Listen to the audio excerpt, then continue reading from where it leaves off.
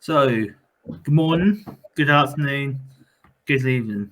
My name is not Scott Humphreys, believe it or not. You might have thought it was, despite my name and my voice being different. So, for any of doubt, my name's not Scott Humphreys. It's Luke. But Scott's not here tonight, or today, or whatever time you're listening to. You could listen to us at any time of the day on all good platforms. Getting that plug in there. But today I'm joined by the magical, the amazing, the excellent Ed Palmer. I didn't expect you to be saying my name after those compliments, to be honest. Well, good morning, good afternoon, good evening, everyone, wherever you're listening to this or watching this. We haven't got a ton to talk about, but I'm sure we're going to muddle through it, aren't we, Luke? We can find something to talk about. We got something, haven't we? We can find something to talk about for sure. And we also, again, you got special guests today. We've got two special guests, actually. But in this segment of the podcast, we're going to be joined by, how do I describe this man? He's quite known to upset a few fans, but he's got great knowledge. He's a lovely person, and he's a really nice chap. And I've known him for about a year now. And we got on really well. It's Anthony Merced of Red Bull News Network. Thank you. I'm going to put that in my Twitter bio. Lovely person. I know. Some people in the Red Bull fan base disagree with me. Oh, I'm sure a good number of them do, because yes. they really they don't like my New York-based takes on this team from time to time. No. But for me, you're dandy. So we're back. This is our first weekly podcast ever. We're now going weekly. It took a while. We were quite busy over the last little while. Last week actually released two podcasts, because we released episode 4 became episode 5, and we released lots of episodes became episode 4. So it's a bit complicated. But yeah. We effectively forgot to put one out, which means that we recorded it and it was all sat there nice and waiting, and then we forgot to actually upload it to anywhere. So we've rectified that now. We're back on. We're back in sync, aren't we? We're episode 6 now. And we're definitely episode 6. This is definitely episode 6 now. I can guarantee you that. Well, it depends. If you listen to this after we recorded it 2 months later, we're not on episode 6 anymore. So, but at the moment, at the time of recording, it's episode 6. So let's move on. Let's talk some New York Red Bulls, shall we? Let's talk some New York Red Bulls. So, over to Ed, who's actually more nice than me. Well, you say that. I did just write this up about 5 minutes before we started recording. We don't really have a ton to talk about Red Bulls wise. We covered a lot of it in the last podcast. So I guess this is probably a good time to maybe just have a bit of a review of how the season's going so far. Look back, we're 14 games into the league season and a couple of cup games down as well.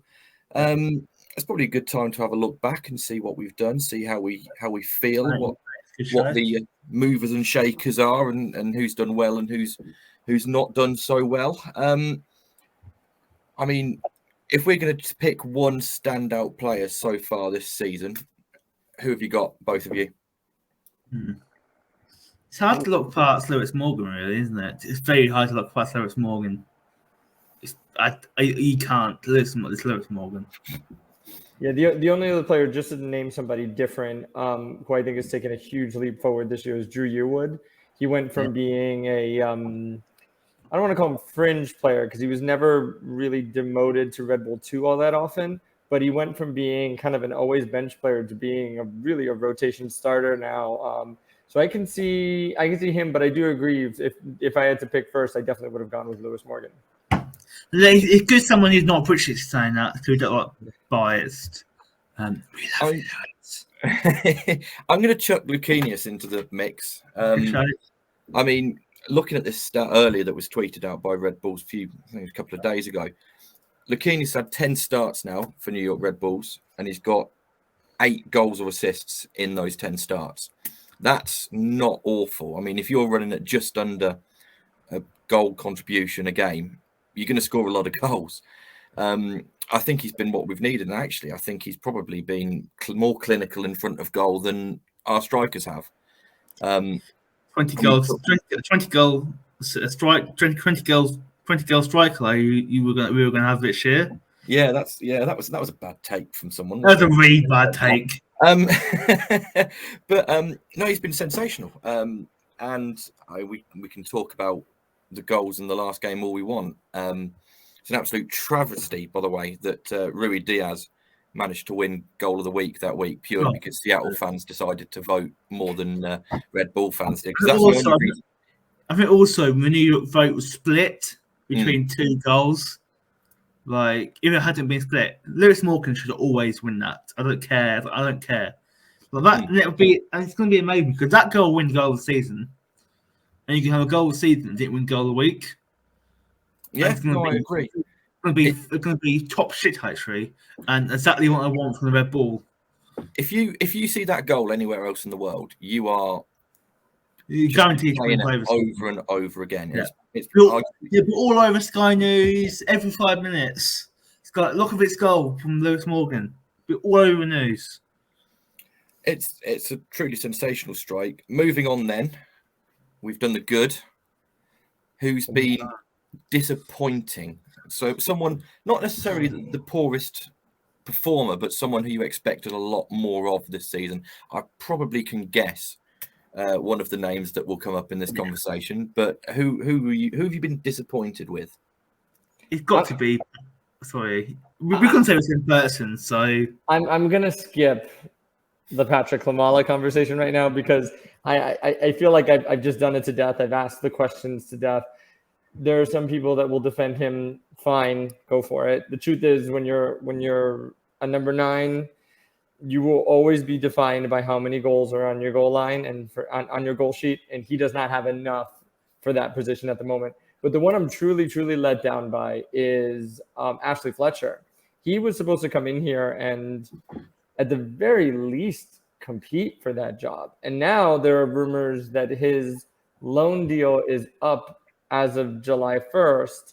So he may not even be a part of this team for the rest of the season unless they're willing to buy him. And at this point, what are you really buying at this point? I mean, he might as well just go rejoin Watford in the Championship, although I'm almost positive Watford probably want to offload him based on the salary, which we know how much he's getting paid thanks to the Players Union.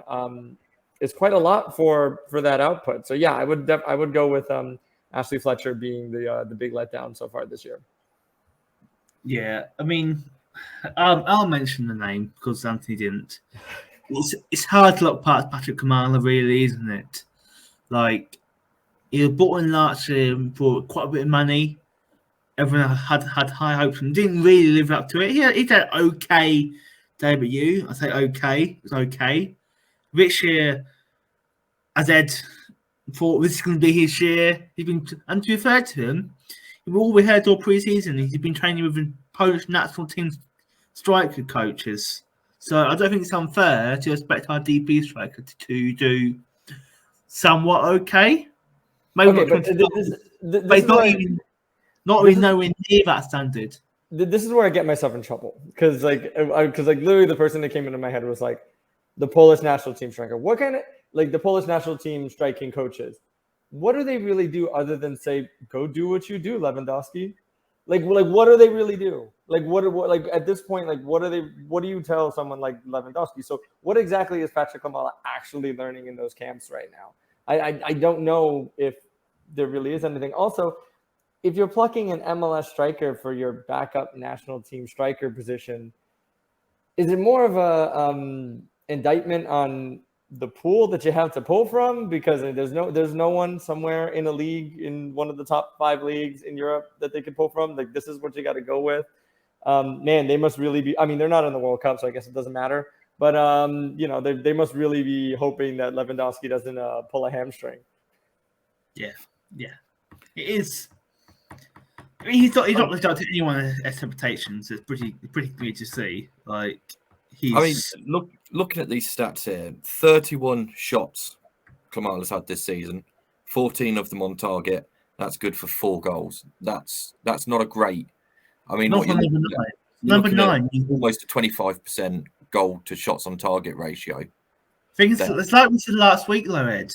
When he's on his game, he's different gravy. He's like, oh my god, he's amazing. But he's not on that game, not on that level enough. So what is the problem then at Red Bulls at the moment? Because it seems that everyone that is being given that striker position, that forward position, is just underperforming. I mean, Klimala, Fletcher, and you've got the legend that is Tom Barlow, who we will not. He's doing well this year. We will have no slander against Tom Barlow on this podcast. But I mean, I don't understand how we can be taking these chances and missing so often. Is it just bad luck? Is it bad recruitment? I don't think it's bad recruitment. I think that Gerhard Struber has a specific way to play. So he's only really had, I know he technically did that one playoff game. You see what he had to work with last year. This was the first, I'll call it non-pandemic year. I know technically we're still living in the pandemic, but that 2021 season was very much, what came in and out was very much influenced by that. Obviously, he also didn't have Kaku, which was another story entirely. I just don't know if they've been able to acquire the type of striker that this system needs to make it work. I don't even know if Gerhard knows what that kind of striker is. I can tell you that he knows exactly what he's doing in the defensive formation, how he wants that midfield to operate. I don't necessarily, to be honest, I don't know if this team might operate better with a false 9 than it does with a number 9 striker that needs to be given service so much. What this team needs is a striker who's willing to create his own chances.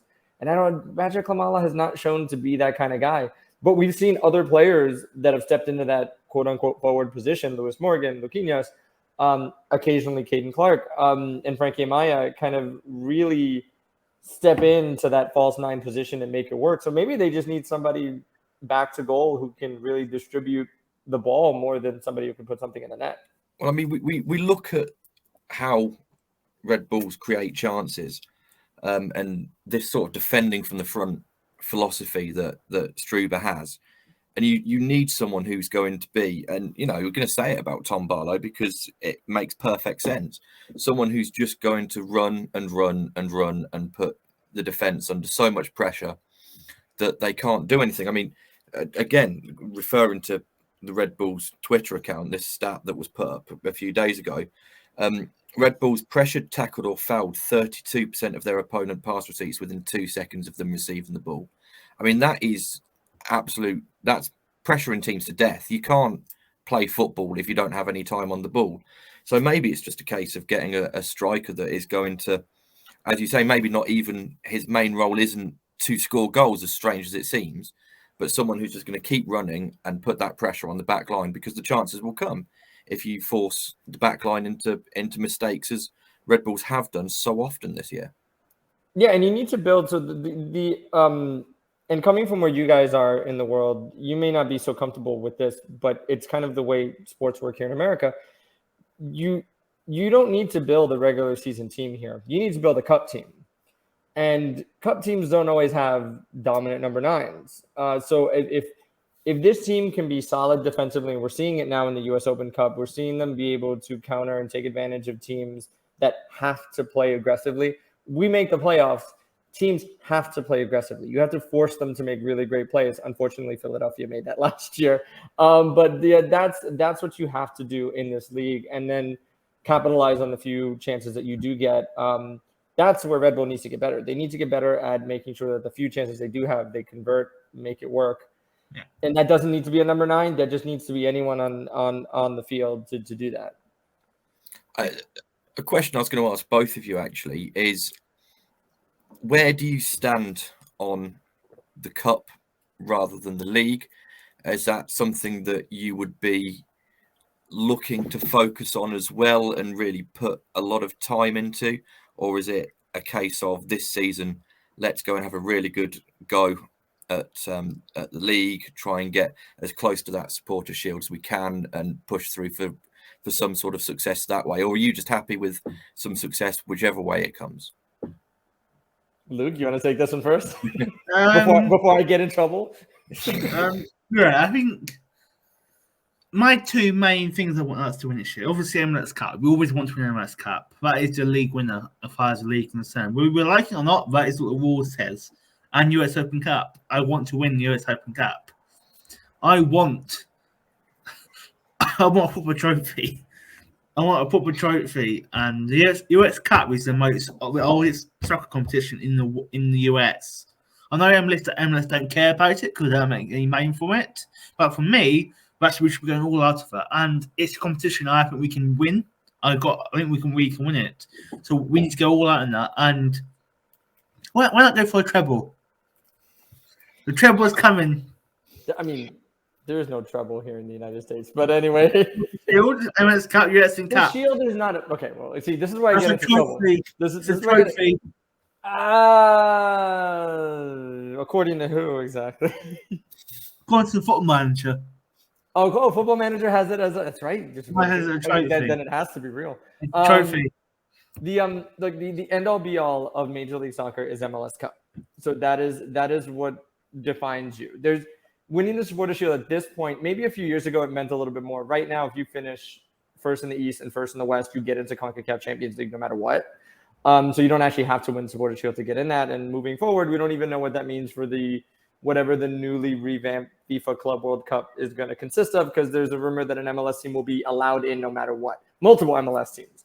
So for that reason, the cup that matters the most is MLS Cup. The schedule this year is very helpful to compete in both the league and the US Open Cup. We've had years before where it was a day off between a league game and a US Open Cup game. This year, there's a good gap. So you could get 3 days before your next. You can do decent rotation. The team is deeper than it has been in some other years, so you can do some really good rotation. So they should be very competitive in that. They should go all out for it. Specifically, if they get past the next team. They have NYCFC, I believe, on the 26th or the 22nd. That will be at Red Bull Arena. You beat NYCFC, and I think you have to call Red Bull. I mean, there's still some really good teams in it, but I think you can call them a favorite if they can get by NYCFC for that. When it comes to MLS Cup, they just need to make sure they get home advantage. It's one game. You want to make sure at Red Bull Arena, and I know that as of right now, their home record is not great, but I think that's an aberration that's going to improve. MLS Cup, hands down, that's what you want. That's what you want it to be. Nobody cares in the NHL if you win the President's Trophy. They only care if you win the Stanley Cup. No, I agree. But it'd be nice to get success on more than one front, I guess. But that's always got to be the aim, hasn't it? To get as much success as possible, and then you realign your expectations. And then next year we go for the League's Cup. Then the Cup. You're all right in the next couple of years. Let's move on. Before we speak to Jessica in the second half of our podcast, we'll get some initial thoughts on the next game for Red Bulls. A lot of this will probably be duplicated in the second half when we speak to Jessica, but we'll talk a little bit about it now anyway. Charlotte, it's going to be an interesting game. There's been so much going on with them. It's obviously the first league game that we have met them in that respect. They've had a change of manager. It's all going a bit mad over there at the moment. Are we worried? Are we confident? Is that manager situation going to help or hinder us? What are our thoughts? They have a great home record. I have a really good home record. They're 5-2 North. That's a great home record. You got to remember, this is a first-year team. This is an expansion team. They're 2 points off playoffs, and they sacked their manager. It's not something you hear every day. I don't think got a bad record. They're 5-8-1. That's not a bad record. Like, we're punching well above our weight, and obviously we beat them in the US Open Cup a few weeks ago. Was it 3-1 in the end? 3-0? Can't remember. We beat them. I know that. Something like that. No, we beat them. I think we can win. We've got a great road record. We're 5-1 on the road, so I'm not too concerned. But I think it's not going to be a walkover win like it was against NYCFC in the early days when we literally walked up and smashed the shit out of them. Sorry, Barney. Yeah, they're not they're kind of an enigma this season. Everything that went wrong behind the scenes, a lot of us knew about over on this side. I don't think we necessarily knew it would happen this fast, but we did know that the coach and the GM and owner did not necessarily see eye to eye. There was the famous quote early in the season where he pretty much talked down his team. Granted, that tends to be a South American and European thing to do. Early this season, Gerhard Struber said that he felt like he didn't have the team to compete this year. It's something you say, but there were other things around the team that I think that they were waiting for the opportunity to let him go, as opposed to giving him everything that he needed to win. With that said, I mean, yes, they do have a fantastic home record. They do give up they do let a lot of chances go by, and I think that they're not very quick. They are quite slow. So if the press does get to them, I think Red Bull can take advantage of that and snatch a few goals from them, and then it's just about whether or not they can hold on late in the game. I mean, Charlotte currently running a -5 goal difference, 13 scored, 18 against. That's a lot of goals conceded for the record that they've got, which suggests if they're going to concede one, they may concede a couple, which, you know, that's something to work on. The new manager bounce is a thing. Let's put that out there. It's a genuine phenomenon in football and soccer that a team that come into a game with a new manager or change in management always tend to play well. Unless your name is Ralph Ragnick. Yes, very good point. I don't know where I see this one going. Would Red Bulls be happy coming away from Charlotte with a point? Do you think? Avoid points always a good point, but they should be going for a win. They should aim for a win. Yeah, aim for be happy if you go get a point to be happy with it, but they should be going for a win. Yeah, I don't see Struber going out there not to win any game of football. No. But I mean, I don't think he'll be gutted if we come away from Charlotte with a point. Like you say, a point on the road is a good point. And it will just extend a bit further this brilliant record that we've got away from home. I know there was the loss last time, so the consecutive record's gone. But did anyone really see us this season being 5-1-1 on the road? Game 14? No, that's not something that any team does on the road in MLS to start a season. So it's quite amazing to see. I think the other best record on the road is LAFC, and they are like, I think 4-2 on the road. So it's quite an amazing thing that they've accomplished thus far this year. Just quickly before we have our break, I do want to bring up just a little bit off track. I just want to bring up this home record. I mean, obviously you're at the Red Bull Arena a lot more than we are, which is obviously chalk and cheese anyway. What is happening at the Red Bull Arena at the moment? Why can't Red Bulls? I know we've picked up a win now and a couple of draws, but why? A few draws, but why has it been so poor recently? Why can't Red Bulls perform in front of their own fans? Yeah, I don't think that they've necessarily been poor. I think that they're running up against a wall of how they play. So what they've done on the road is they've been able to take advantage of teams that want to be on the front foot, that want to entertain their fans, that want to get the ball moving forward. This Red Bull team doesn't want possession of the ball. They're more than happy to let you try to play through them and then not necessarily catch on the counter, but catch their breaks where they can get them. When they're in Red Bull Arena, the away teams have just done the opposite, have kind of been like, well, you take the ball from me. And at that point, Red Bull's looking around for that creative player to make something happen. They don't necessarily have that. They don't have someone that can create something out of the midfield the way a Sasha Kljestan back in the day could, or something like that, or many midfielders in years past. They have a lot of workhorses. And so what they're waiting for is for the other team to do something, and they're not necessarily willing to do anything at all. They're just willing to sit there and wait and catch Red Bull, which is a strategy that for now 10 years going almost seems to always work.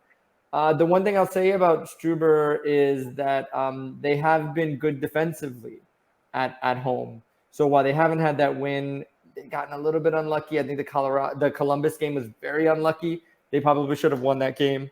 And a few other instances where I feel like Klamala buries a shot here or the ball falls this way. Maybe we're talking a little bit different about the home record. So they played well, but I just think that the book on how to play against them at Red Bull Arena is very obvious, and everybody has shared it around the league. Yeah, I think that's fair. And just a really quick comment on, obviously we look from an outside view on Red Bull's fans because we're not there every week, and it's difficult to gauge what the real feeling is around the club versus what you see on social media and group sites and things like that. What is, in your opinion, the reason? I'm going to drop you right in it now. It's mainly just, we look at.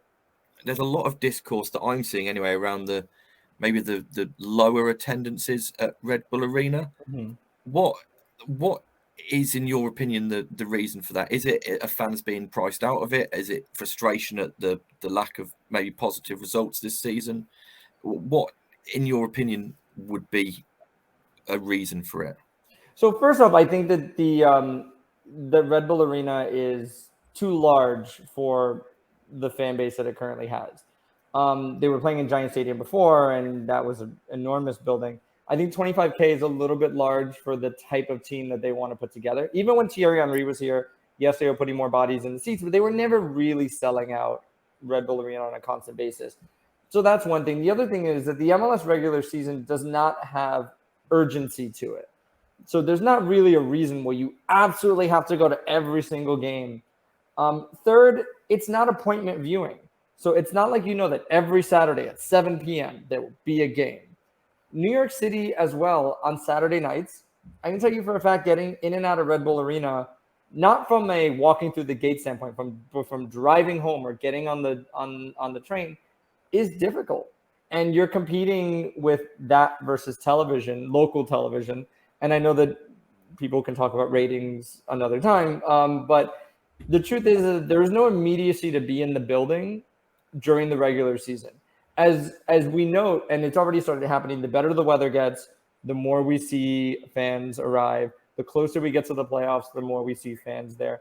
I have no doubt that if this team makes a good run in the playoffs, you'll see the audiences grow bigger and bigger. What does that mean? It just means that there's a very large casual fan base for this club. And MLS really caters to that casual fan base. I know that they like to do things like show you pictures of supporters groups waving flags, and they love to exploit them. Let's be very honest. They love to take advantage of that fandom and put them all over posters and stuff. But the average MLS fan is very casual. It tends to not be their number one sport. They tend to watch it when all of the other stuff that they're watching is not going on, which is why it gets more interesting in September and October. If your baseball team or your basketball's not even started at that point. If your baseball team's out of it, you're in the early part of the NFL season, MLS is getting to its most exciting point of the year, you're going to take more interest in it for the 90 days before the end of the season is over and you're into the playoffs. I don't know how this year is going to work because we're also building up to a World Cup. So you're going to get a lot of fever around football here leading into that. And then in 4 years from now, there's a slow build toward the World Cup here in the United States and in Mexico. So it may change, it may be different, but as of right now, it's just, this is a casual fan base. And I don't think that Red Bull fans should attack casual fans for that. I think you just need to accept it for what it is. And if people come, cool. If they don't, Red Bull's got a lot of money. I don't think they're sweating anything. No, it's very true. It was interesting though to see the US Open game played at a smaller venue. There's a reason for that. There was a reason for that. Yeah, so, no, I'm aware that it wasn't we're not we're worried about selling out the stadium and it looked bad. There was a genuine reason why Yes. Red Bull Arena couldn't be used, and that's fine. But that my point was actually how nice it was to see a fairly decent number of fans being packed into a smaller stadium. I mean, you look behind that goal and it was nearly full, and it actually was quite nice to see. So, I think, it's a rock and a hard place, isn't it? You're stuck with Red Bull Arena, and that's just what everyone's going to have to accept. And if we can get more bums on seats, then brilliant. If not, then it's not going to be we're not too dissimilar to the rest of the league. Yeah, pretty much. We're going to take a break now, and we're going to come back. I believe it's probably going to be myself and Luke coming back, although we may be joined by Scott. We're not too sure yet, for a bit of a break. But we are going to say goodbye to Anthony for the time being until our next podcast. Thank you for coming on. It's been a pleasure as always and very insightful. We'll get you on again at some point in the near future. I'm sure of it. But it's always a pleasure to have you on. But yeah, thank you for coming on. Thanks so much. Always a pleasure for you guys. Brilliant. So we're going to take a short couple of minute break. Join us again in a few minutes after this break, where we will be joined by Jessica from Charlotte, and we'll be talking all things Red Bulls versus Charlotte, and probably a lot of behind the scenes stuff as well. But go and make yourself a cup of tea. We'll be back in a few minutes.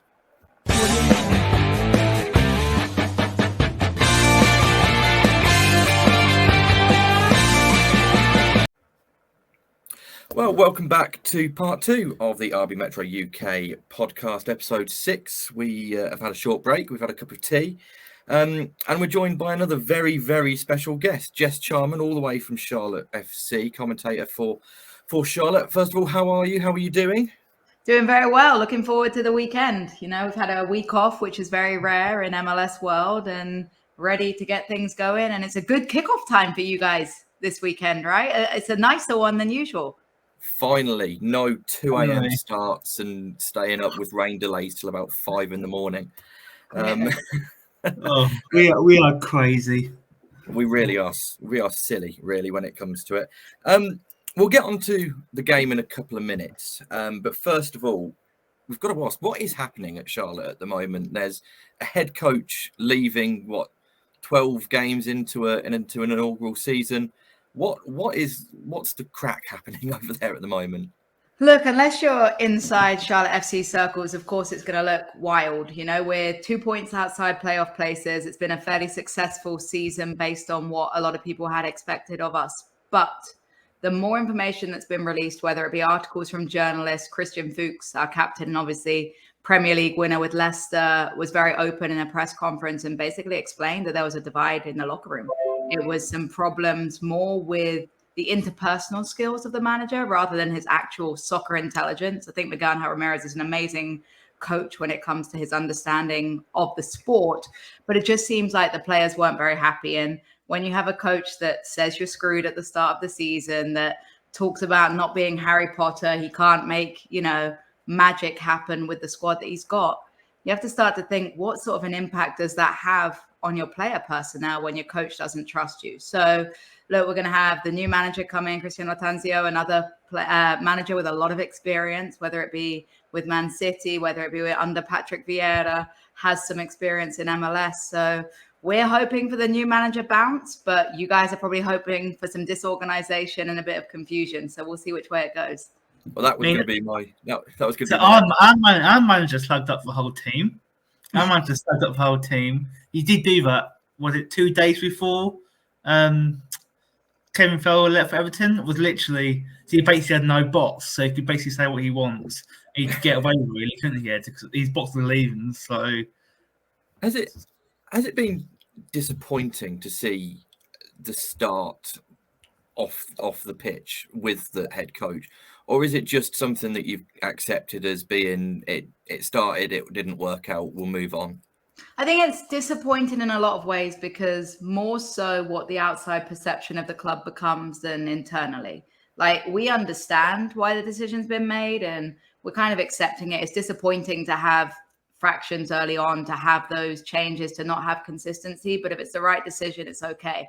I think where I get frustrated is MLS national pundits, people from the outside in probably look at us and They just think it's wild. So I think that that's where it becomes a bit frustrating, having to defend yourself constantly. But it's one of those things, isn't it, really? In football across the world, you see managers sacked all the time. I just think that in MLS, where you have inaugural teams, it's a unique experience, because it's very rare in England that you would see a team, you know, in their first ever league in soccer, and they wouldn't be in the first division either, would they? No, it's Don't get us started on MLS Pundit. Not get us started on MLS Pundit. I have an opinion of them are not that nice.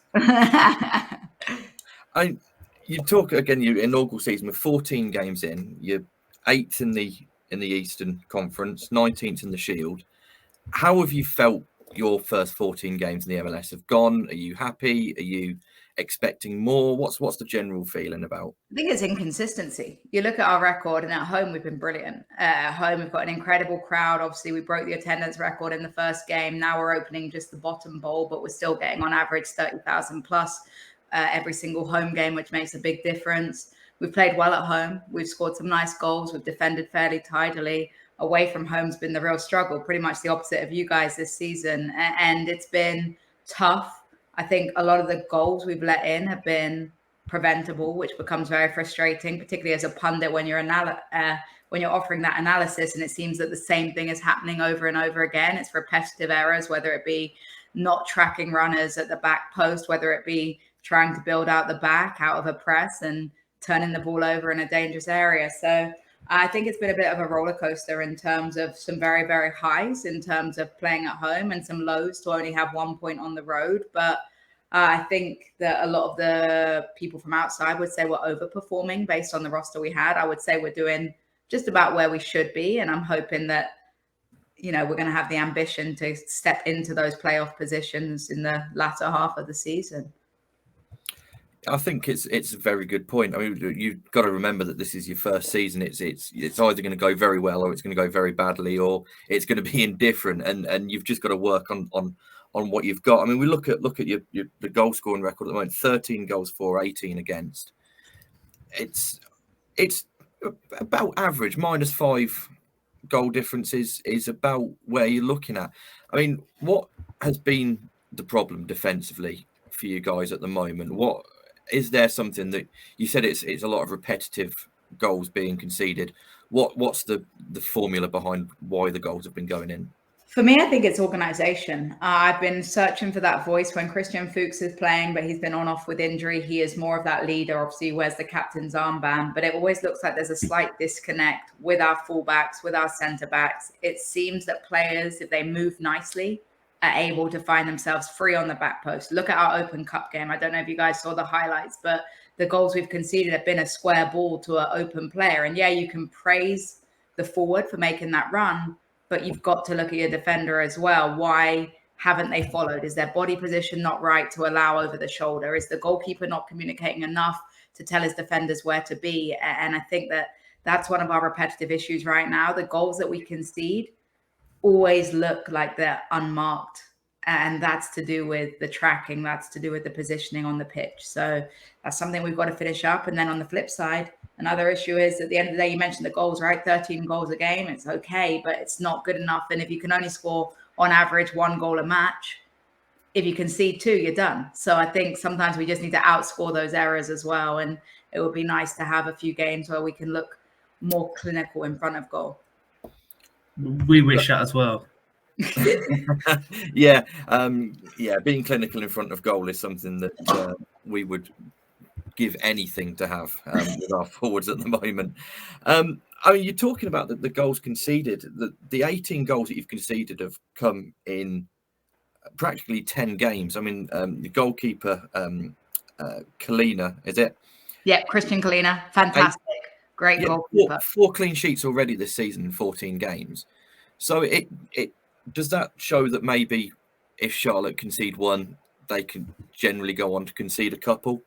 Yeah, I think some of it's mentality. I think it's easy to feel that, like, once you concede a goal, particularly I look at the Seattle game. We went 1-0 up, halftime 1-0. We concede 1, and then we concede another. It's like sometimes I think when we have that disappointment, we've not really been able to hold out a lead very often. You know, it's difficult to do, but I think once we concede one, it's always an uphill battle. And then obviously the nature of the beast is you're attacking to try and get a goal back, and then that leaves you exposed at the back as well. I think Christian Kalina has been a fantastic goalkeeper, and you talk about the clean sheets, and obviously that's a contribution of the entire team, but he himself has made 1 or 2 game-changing saves in every victory that we've had. So hopefully he'll have another tidy performance on tomorrow. Well, I hope you don't mind me saying I hope he doesn't. No, you're more than welcome. It's okay. But yeah, I mean, certainly there are sparks in the Charlotte team, and there are areas of this team that are looking like they could be firing on all cylinders at both ends of the pitch. If we move to the game that's coming up on Saturday, if you took your Charlotte hat off for a second and put a New York hat on, or an opposition hat, who would you be telling the management staff are the players to worry about? Who are your big hitters that could really cause teams problems? Well, firstly, we should be without several of those big hitters because of the international break. Obviously, Karas Federski's looking to still be with Poland. Kamil Jozwiak's looking to still be with Poland. Christian McCoon, one of our centre-backs, still out. Alan Franco, one of our midfielders, still out. So I think right away you're hearing some positive signs from a Red Bull perspective that you're missing some of that firepower, some of those stats leaders, particularly Karas Federski, who's leading scorer, the DP. But that said, Andre Shinyashiki, a player from Colorado, who I think is one of the best internal signings that we've seen in MLS this season, has come on and he scored, you know, in several matches so far already. He scored in Open Cup, he scored in MLS. He's a live wire. We've got a new signing, Kerwin Vargas, who is from Colombia. Really fun winger to watch, plays with a lot of character, a lot of confidence, a bit of a swagger, a bit cheeky, I would like to say, like has the confidence and the audacity to do stuff that not as many wingers would do. I think that you look at Kalina in goal, you look at having a solid goalkeeper. You mentioned, Ed, the need to be clinical. Well, if you've got a goalkeeper that's going to stand on his head and make several saves, that means that your forwards are going to need to be really clinical when they get their opportunities and not allow him the chance to make a save. Daniel Rios is another decent player. I think he was the one that scored in Open Cup right after you guys scored. So if there's one thing I would recommend from a Red Bull perspective, it's to try and get another early goal like you did in Open Cup, because the Bank of America Stadium has a fantastic atmosphere. And if things are going in favor for Charlotte Football Club, it's going to be a really hostile environment for your players. However, if you get that early goal, if you frustrate Charlotte FC, if you get on the back, if you play your choppy, you know, physical style of play, it may cause some difficulties and some heads to drop early on. I was going to ask you this, Luke. Are you worried at all about this game? Is this a game potentially where Red Bulls, despite the good away record that we have, like you say, it's a club that has a really good support behind it, and it will be a loud and intimidating atmosphere. Are you worried, Luke, from a Red Bulls perspective, that it potentially Red Bulls just couldn't turn up? It could just be a bit too much for them. I mean, I think with Red Bulls, you just never know what's going to happen with these Red Bulls. 1 week they'll be amazing, and next week they're total crap. Because that's what you get supporting the Red Bulls, unfortunately. But if we look back in the past, you know, one I always think back to is 2017 when it was Atlanta United opening weekend, and the Red Bulls went there and no one gave them a chance, because obviously they have a great stadium, great atmosphere as well. And I think Red Bulls like being that team. They like being a team to sort of upset the party. Like Jesse March really still into his players, and it's just continued through all the different coaches that these Red Bull teams can upset people. I think obviously you can never tell out what you're going to win, because that's not how MLS works. And MLS you can beat anyone, but I think you've got to go down there expecting you can win. I don't think Struber will have it any other way. He's not the sort of person I imagine he would go down there saying, "Yeah, we hope to get a point." See, I think he's the sort of person to we go there to get 3 points. And if you do get a point, you think, okay, it's a point on the road, you can't moan. Would you take a point at this point, Jess, against Red Bulls on Saturday? I think it's a tough one. I would like to say yes, but after sacking your manager, I think to correct those fans, there's a lot of fans that aren't happy with the decision because Miguel Angel Ramirez was a fan favorite. I think you need to get that win at home to show that there is some sense in this decision. And I think it's going to be a really tough opponent to do so. I was disappointed to see it was Red Bull that was the opponent immediately after this because of how unique you guys play. I would call it a unique style of play with the press, with the disruption, with the physicality. It's not a team that allows you to play the style of play you want to play. It's very disruptive. So I think it will be a struggle. I think it will be a battle. If the Open Cup match between the two of us is anything to go by, I'm expecting it to be extremely physical, extremely chippy, probably far more cards than we've seen on average this season. Maybe even we've not seen a red card so far. So it'll be interesting to see if we get to call our first red card of the season. I think if all other circumstances hadn't happened, if this was a normal game, I'd say, yeah, a point would be a decent result. But because of what's happened off the pitch, I think a win is really vital. How disastrous then do you think it could be? It probably disastrous may not even be the right word, but should Red Bulls come away with 3 points on Saturday? I think there's going to be a lot of people questioning again, why did Charlotte do it? Which I think is wrong. I think that people need to evaluate and realize that this wasn't just a results-driven decision. There was far more to do with it, but it's going to create people saying, we told you this was the wrong decision. What would it have been? And I think that, you know, it's difficult when you start losing at home consistently as well. We need to turn this into a fortress because right now our road performances aren't good enough. So we've at least got to start picking up points at home. That's the thing with MLS, though. No MLS team is that good on the road. It's not how MLS is built. The landscape's not built to have great away records. Travel and like from an English perspective, how would we ever emulate going from Seattle to Charlotte? You know, you can't. We don't have a country big enough. The time differences, the changes in environment. It's something that as a Brit, it's hard to adjust to and understand. It's very when you see people moan about how I can't remember who it was the game we played in. I think we might have been in Orlando. We took like 75 fans, and it got picked up by some Euro snobs, and like over 75 fans, and it was like someone put admin replied, "It's a 10-hour drive, guys. Like it's not 2 minutes out of the road like it's in England. It's like massive America. It's huge and expensive. Like, yes, and expensive. We know that." No, I agree. I mean, pretty much our longest journey is Plymouth to Carlisle. I'd imagine is probably the biggest league journey, and that's a 5.5 hour, 6 hour car drive. And that's, like I say, to some of these fixtures, it's absolutely nothing. That's practically a local derby. So it's you know, it really is worth remembering, and it probably goes to show how unusual what Red Bulls have done this season is with the away record. It's unique, but if you could marry it with your home performance, it would be even better, right? We could marry it with our home performance. At home, we'd be top of the league. Yeah. It is one of the strangest things I've ever seen in football is the Red Bulls home record. Considering how normally the home record is what see that through like, every year. Yeah. Like we're amazing at home, and the road record is not great. Like, but this year it's completely 180. It's very, very odd. We're hoping to make the change this weekend, if we're honest. But we'll see. We'll see what happens.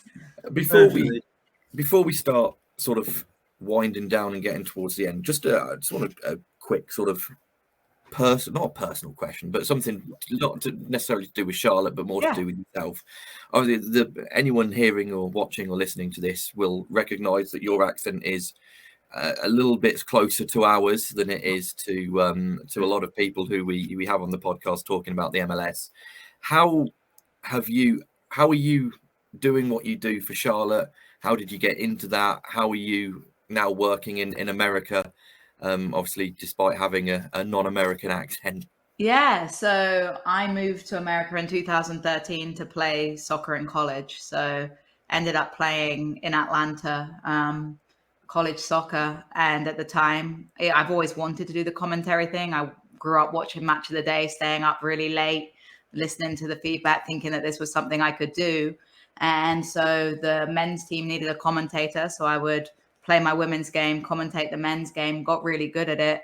Once I graduated, started doing a lot of freelance stuff, whether it was the collegiate level, amateur, lower level pro, and started to get my name out there. And then got a call in January, completely randomly, from one of my mentors, like, hey, there's this gig, would you want it? And obviously jumped at it with two hands. But I still live in Atlanta, ironically. So about to drive up to Charlotte after we get done here, just because of how quickly the turnaround was. I mean, think about it, season started early March and I had the call in middle of January. So it's been a wild couple of months, but really grateful to do it. And I think the biggest thing for me is still connecting with people back home and adding that level of respect to MLS. I've had a lot of friends and family really start investing time, obviously, because when you have a reason to watch it, you do.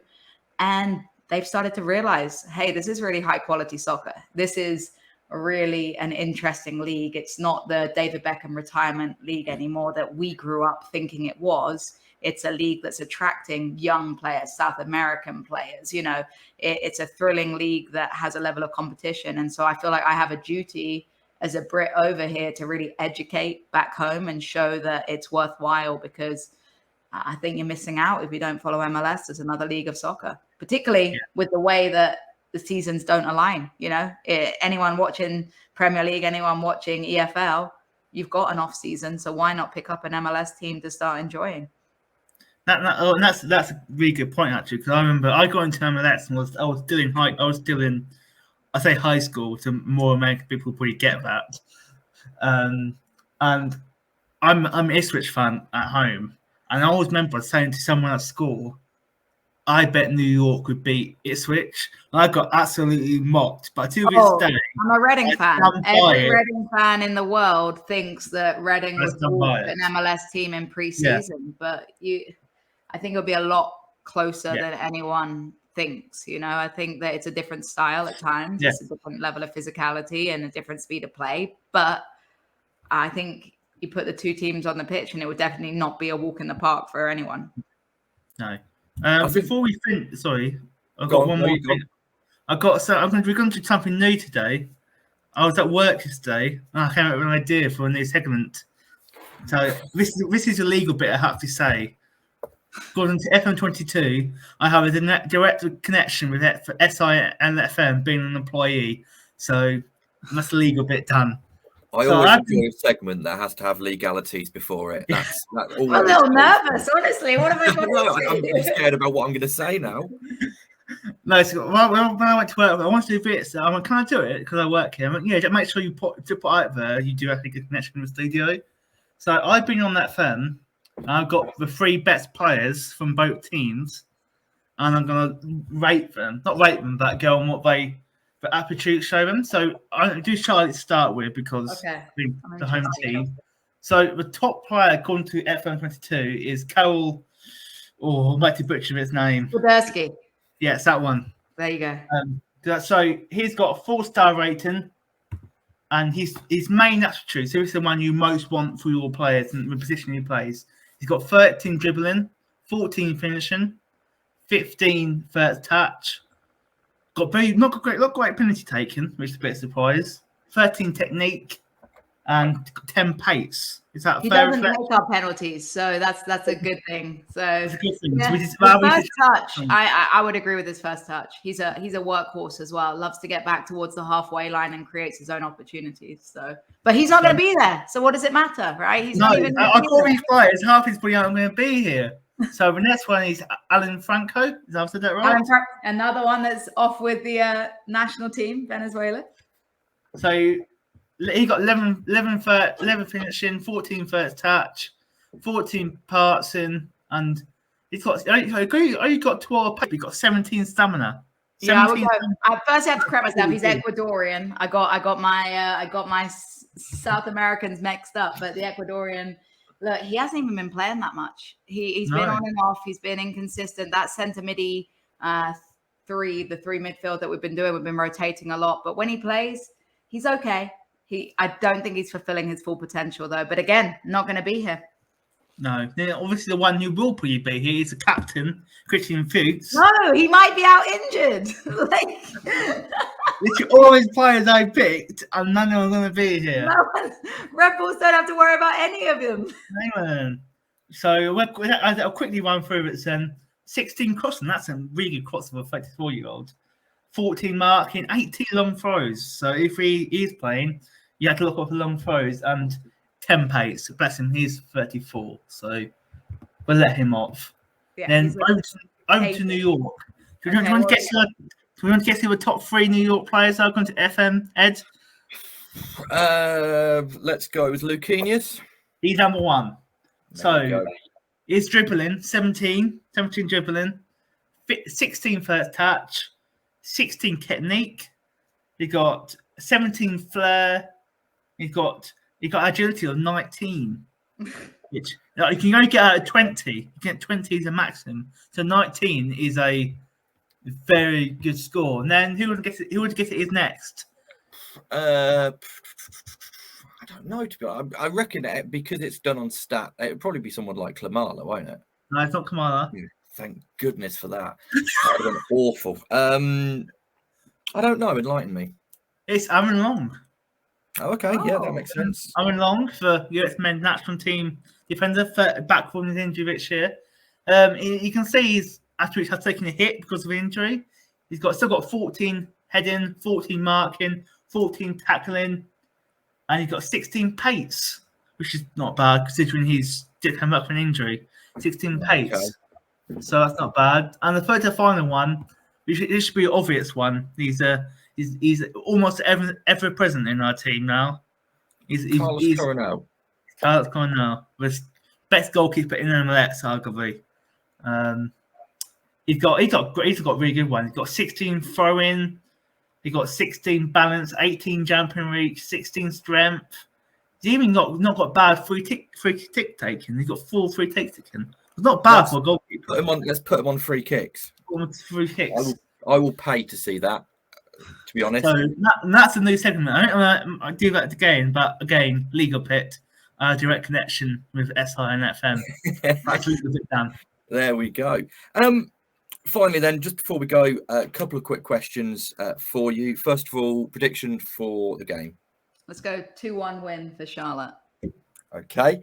From a 1-1. We'll score in the 90th minute. We'll get the crowd to go wild. Who will be your goal scorers? Let's go with Andre Shinyashiki, and Kerwin Vargas can get his debut goal. Nice. I like that. As long as, of course, we score 3. But I'm happy with those goal scorers as long as we get 3. Not a problem at all. And then finally, this is a question we sort of ask everyone, and it's sort of becoming a little bit more difficult to ask now because we're further through the season.